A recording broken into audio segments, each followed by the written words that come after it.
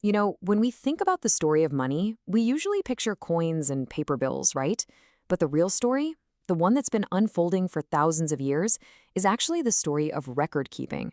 It's a journey that's taken us from simple clay tablets all the way to a technology that's completely changing our digital world.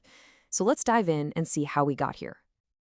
Think about it. Way back in ancient times, we were carving records of harvests onto clay tablets. Then, you jump forward to the Renaissance, and we get double-entry bookkeeping, which pretty much powered all of global trade. And then, bam, the 20th century hits, and we get digital databases and spreadsheets, giving us unbelievable speed. Each step was a huge leap. But that leaves a big question mark, doesn't it? What comes next? Going digital was an absolute game changer. Suddenly, things were happening at a speed and scale we couldn't have imagined. But, and this is a really big but, with all that incredible power came a brand new fundamental problem.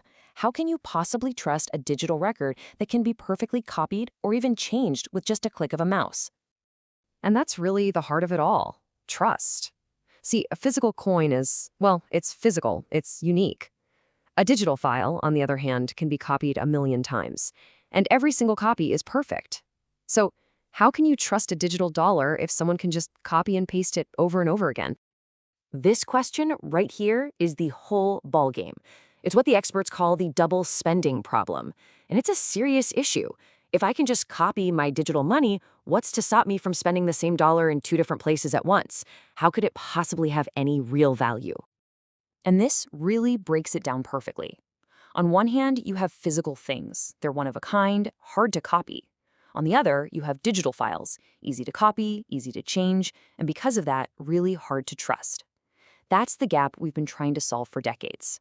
For a long time, our solution was to bring in the middlemen. We relied on these central authorities, like banks and governments, to be the official scorekeepers. They hold the master copy of the financial ledger and have to approve every single transaction just to make sure no one's cheating. But as you've probably experienced, that system isn't perfect. It has some major drawbacks. These middlemen add costs, things can be painfully slow, and you've got this huge risk. If that one central authority gets hacked or goes down, the entire system is vulnerable. But then, in 2008, something incredible happened. A mysterious paper was published online by an unknown person or group of people, and it laid out a blueprint for a new technology that could solve this entire problem of digital trust, and get this, without needing a middleman at all. And that technology is the blockchain. You can think of it like a digital record book, but instead of one company, like a bank, owning it, everyone in the network gets a copy. It's a shared, synchronized, and super secure ledger designed for a world where we don't need to rely on intermediaries anymore. This chart just lays it out so clearly.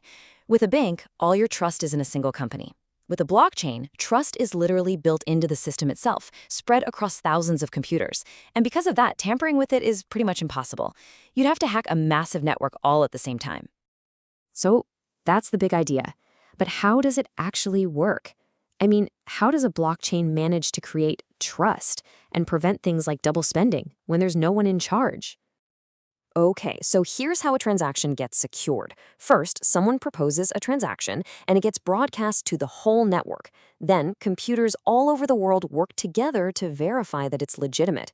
Once it's verified, it gets bundled into a cryptographically sealed block. And finally, that new block gets permanently changed to all the blocks that came before it, creating an unbreakable, unchangeable record. And here's the key takeaway. The whole ledger is out in the open for anyone to see and verify. So you don't have to trust a person or a company. You can just trust the math. It's like having a public notary that's run by code and is impossible to corrupt. So why is this such a big deal? Well, it's way more than just a clever way to keep records. By solving that double spending problem, blockchain created something the world had never seen before: real, verifiable digital value. This is the breakthrough that makes everything from cryptocurrencies to digital art possible. Just let that sink in for a moment. For the very first time, a digital item can be unique. It can be rare, it can have actual scarcity, just like a physical gold coin or a famous painting. Before blockchain, any digital file could be copied infinitely. Not anymore. If you're going to remember one thing from all of this, let it be this right here. Blockchain is the secure foundation for all digital value. Every cryptocurrency, every NFT, every tokenized asset, it all rests on this revolutionary ability to prove ownership and scarcity online. It's the base layer for a whole new internet. And that leads us to a really massive final question.